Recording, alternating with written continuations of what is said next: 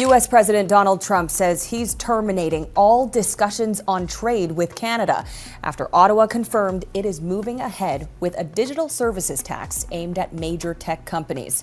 U.S. President Donald Trump says most trade deals will be finished by August 1st. But as for us, we haven't really had a lot of luck with Canada. I think Canada could be one where they'll just pay tariffs.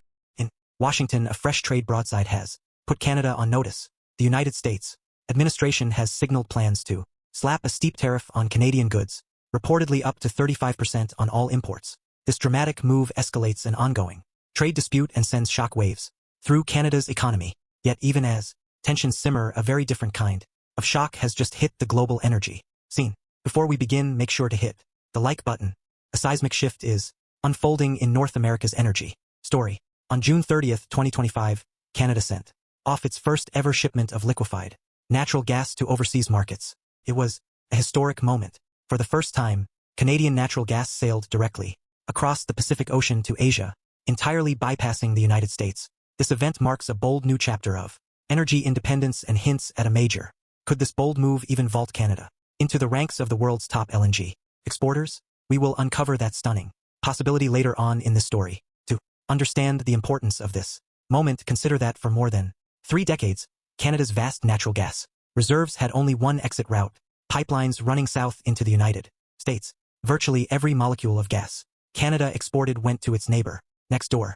In 2024 alone, about 8.8 billion cubic feet of Canadian gas flowed into the U.S. each day, worth roughly $8 billion United States dollars. This long-standing dependence on a single buyer left Canada vulnerable.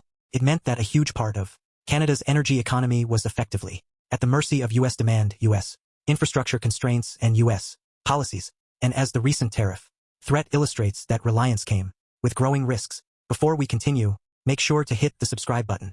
It really helps the channel grow. When Washington imposed tariffs 25% on most Canadian imports in early 2025, including a 10% duty specifically on energy products, it struck at the heart of Canada's oil and gas sector.